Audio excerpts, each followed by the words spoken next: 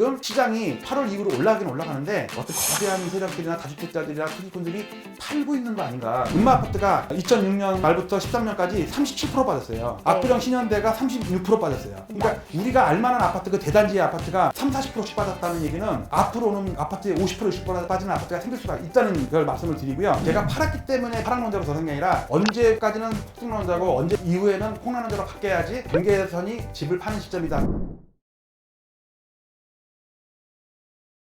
책에 실제 매수하셨던 강동구의 아파트 사례가 네. 나와 있어요. 그때 당시 시세가 9억 원일 때 1년 전에 고점을 14억 7천만 원에 네네. 예상을 했고 실제로 데이터를 보니 11월에 그렇게 실거래가 찍긴 했더라고요. 이게 가격을 어떻게 좀 산출하신 건지 많이들 궁금해하실 것 같아요. 우리나라 23번째로 대규모 단지예요. 네. 그 대신만 엄청 싸. 내가 6억에 매수했는데 내가 들어가기 6개월 동안 6억, 매수하고서 또 6억, 거의 한 1년 반을 6억에서 이 아파트는 안 오르는 아파트다, 살기 좋다 이런 생각만 했는데 그 어느 순간부터 갑자기 우리 아파트 옆에 지하철 연장 공사를 착공했다는 뉴스를 보고서 오르기 시작하는 거예요. 그러니까 저도 야 신기하다, 아파트도 오르네? 그전에는 단지도 적고 시세도 관심이 없었는데 그래서 이제 주식처럼 우리 아파트만 연구를 했어요. 차트를 보시면 이게 이제 엘리어트 파동을 적용을 한 거예요. 2013년 1월달이 저점 맞아요. 1, 2, 3, 4, 5 초록색 선을 제가 그려놨어요. 그럼 나는 5파에 팔아야지 라는 생각을 했어요. 이건 시가총액 차트입니다. 3226세대의 모든 세대를 다 더한 차트인데 제가 추세선 한번 그어본 거예요. 막대기를 쭉 그어야 되는데 저점 두 개를 연결한 게 지지선이고 고점이 하나 있으면 거기다가 평행 이동을 시키면 추세대가 나올 거 아니에요. 네. 평행 추세대. 그 추세대에 닿으면 팔아야지 라는 때문에 계산을 할 수가 있는데 계산을 해보니까 지수함수의 저항선이 매달 2천만 원 정도씩 올라가요. 네. 11월에 14억 7천, 12월에 14억 9천, 지금 1월달이 15억 천. 네. 그래서 저는 15억 천, 15억 5천까지 갈 수 있다고 봐요. 왜냐면 재료가 좀 워낙 팔기 좋고 하니까 저가판 것보다 훨씬 더, 지금은 제가 신고가에 팔고 아직도 제가 그 신고가지만 뭐 조만간 15억도 신고가 될 거예요. 실거래가 됐으니까. 그래서 이렇게 계산을 했고요. 대단한 확신을 가지고 계신 것 같아요. 본인의 집을 매도할 정도면. 비난하는 사람도 있는데 당신은 당신 집 팔았다고 이제 파락론자로 돌아섰냐, 변절자냐. 근데 저는 제가 팔았기 때문에 파락론자로 서는 게 아니라 언제까지는 폭등론자고 언제 이후에는 폭락론자로 바뀌어야지 경계선이 집을 파는 시점이다. 또 그리고 꼭 책을 써야지 라는 그 1년 반 전부터의 계획이 있었기 때문에 한 거지 갑자기 변절자로 바뀌는 그런 건 아닙니다.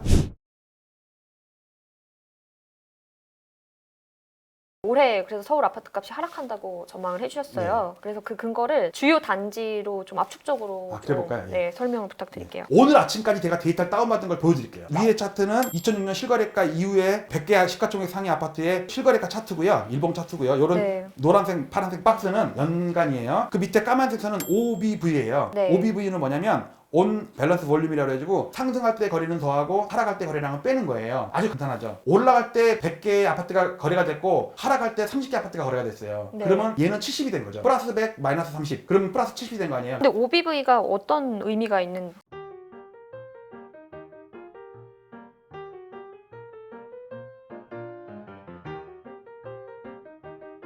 주식으로 치면 작전 세력들은 막 빠뜨리면서 팔지 않아요. 올라갈 때 팔아요. 그것도 보통 우리가 분양을 한다 그러거든요. 꼭지에 팔기 시작해서부터 하락할 때 팔면 다 못 팔아요. 사람들이 안 사거든요. 겁나서. 근데 올라갈 때 파는 방법은 노출이 안 되게 야금야금 파는 거예요. 즉 지금 시장이 8월 이후로 올라가긴 올라가는데 어떤 거대한 세력들이나 다주택자들이나 투기꾼들이 팔고 있는 거 아닌가. 그거를 짐작할 수 있는 게 OBV라고 저는 생각을 네. 해요. 매매가와 OBV는 방향이 항상 같았어요. 네. 그런데 최근 들어서 작년 8월부터 약한 모습을 보이고 있어요. 이거 확대를 해보겠습니다. 여기 확대한 차트인데요. 2018년부터 차트입니다. 작년 8월 이후만 보시겠습니다. 1월 13일이 꼭지예요. 그저께가 꼭지예요. 지금 오늘까지 데이터를 받아보시면. 그런데 710 대책 이후에 8월부터 보시면 기울기가 좀 완만해졌죠. 상승하는 기울기가. 알고 보면 이 저항선 직선에 다다른 거거든요. 913 대책과 1216 대책 때 만들어진 고점에 네, 저항선을 연결한 거에 6개월째 지금 그걸 타고 놀고 있어요. 그런데 자세히 보시면 OBV를 보세요. 그 전 3년을 보면 올라갈 때 올라가고 내려갈 때 내려갔잖아요. 근데 지금은 올라가는데 안 올라가. OBV가. 이게 뭐냐면 뭔가 올라가긴 올라가는데 신고가를 내서 올라가는데 뭔가 뒤로 팔고 있는 거 아닌가 세력들이. 시장의 체력이 되게 약해지고 막 사서 올라가는 게 아니라 예를 들어서 10개 팔고 3개 올리고 10개 팔고 3개 올리고 이러면서 물량을 줄이는 거예요 세력들이. 지금이 주식으로 치면 그런 국면 아닌가라는 장기적인 거 단기적인 것까지 네. 말씀을 드렸습니다.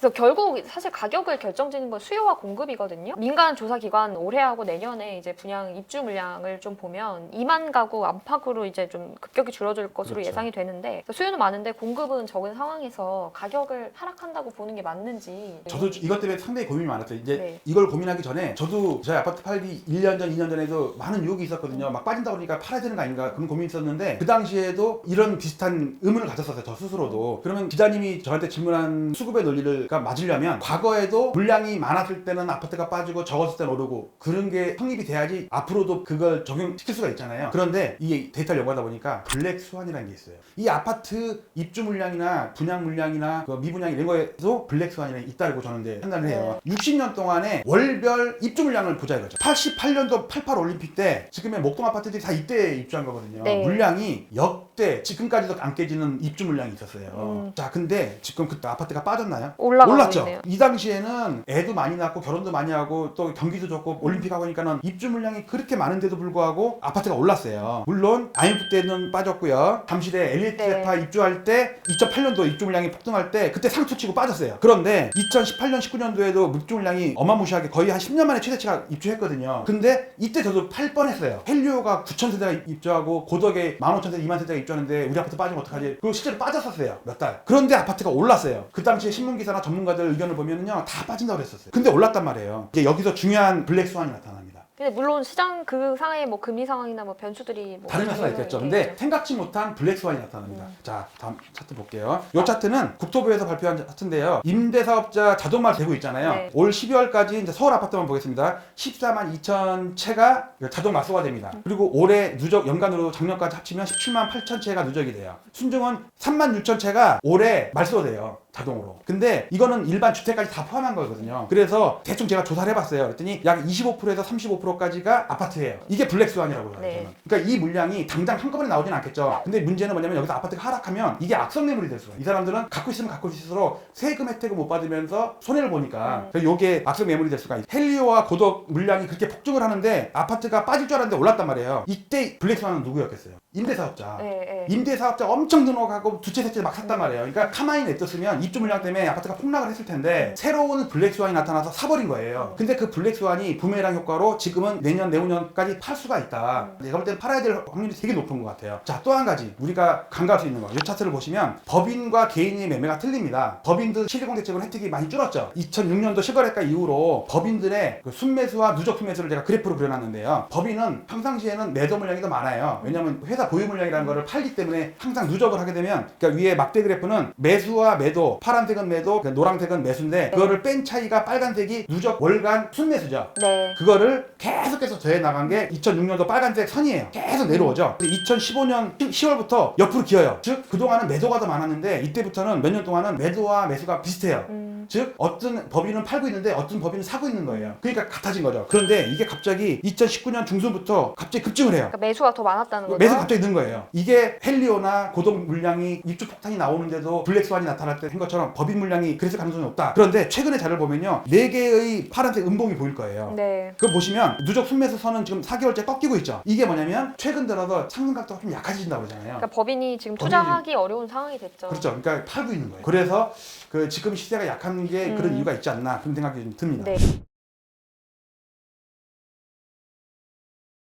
그래서 중요한 거는 또 아파트 값이 얼마나 그러면 떨어질 것이냐 이걸 궁금해 하실 텐데 책에서는 52%까지 떨어진다고 보셨거든요. 그 근거가 무엇인지 좀 압축적으로 부탁드릴게요. 이 차트 보시면은 엘리어트 파동에서는 조정파가 김영삼 대통령 때 조정과 이명박 대통령 때 조정이 있는데 전부 고점 대비 하락을 따지면 안 되고요. 직전 상승 파동에 대한 되돌림이에요. 그러면 지금 조정은 앞으로 나타날 8년 동안 하락한다는데 이 조정은 문재인 대통령의 상승파 8년에 대한 되돌림이냐? 아니에요. 그러면 실수를 해요. 앞으로 올 조정파는 직전 8년에 대한 조정파가 아니고 87년 5월 노태우 대통령 때부터 올랐던 34년 동안에 대한 조정이에요. 엘리어트 파동에서 조정파는 고점 대비 하락에 따지는 게 아니고 상승 파동에 대한 바로잡기.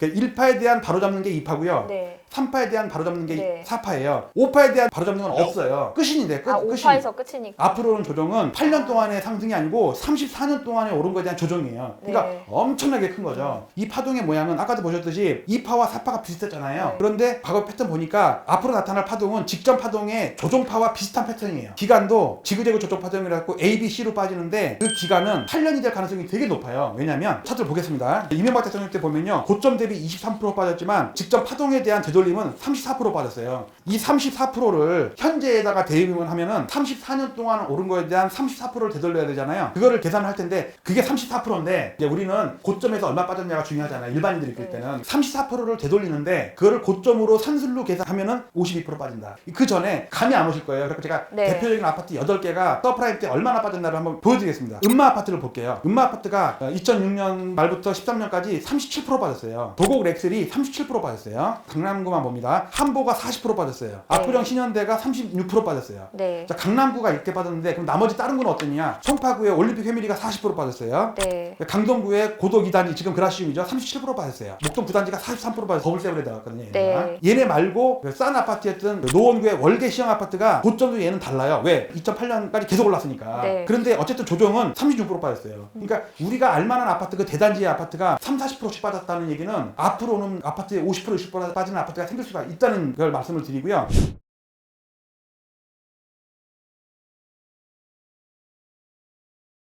개별 단지별로는 60, 70%까지 하락하는 곳이 있을 수 있다 이렇게 말씀하셨는데 올해 뭐 집을 살 예정이셨던 분들이 있을 텐데 이런 분들은 어떻게 해야 될까요? 저는 제가 집을 팔았다고 해서가 아니라 말리고 싶어. 우리도 일본처럼 그 폭락할 거다고 그랬는데 이게 2012년, 13년에 보기 좋게 틀렸어요. 왜냐면 생산 가능이가 줄는데 지수는 계속 올라. 왜 그랬냐면 OECD 데이터가 잘못된 거예요. 네. 실제로 아파트 구입하는 생산 인구는 25세부터 그게 올해부터 빠지기 시작해요. 고점이. 네. 2021년이 상투를 쳐요. 그걸 통계청 자료. 가져오신 그러니까 거죠. 네. 즉 그때는 OECD 생산 가능 인구 데이터가 잘못됐었고 잘못된 네. 데이터를 가지고 앞으로의 부동산 폭락한다고 했으니까 틀린 거고 지금 와서 통계청 데이터를 보니까 그때가 틀렸고 지금은 추계가 아니잖아요. 네. 일본처럼 이렇게 잃어버린 30년 될 수가 있다. 그래서 제가 아주 보수적으로 전망한 게 8년입니다. 더 길어질 수도 있고요. 하락기가 8년이라는 예. 지금 상황에서는 그 여러 가지 단기 지표도 그렇고 보조 지표도 그렇고 실거래가도 그렇고 가계 부채라든지 인구 통계학적으로 봤을 때 상당히 오늘이 아니어도 2월달이 됐든 3월달이 됐든 위험한 상황이 있으니까 오늘 샀다가 2달 있다가 팔 것도 아니니까 부동산은 네. 3년, 5년, 10년을 바라봤을 때 지금 위험하게 연끌해서 과도하게 매수하는 거는 아주 위험하고 일부 주택 보유자라고 하더라도 만약에 1, 20% 이상 빠졌을 때 내 상황이 한계 상황에 몰릴 수도 있겠다. 그런 분들은 이 방송을 보자마자 매도를 권해드리는 게 제 가장 주안점이 되겠습니다.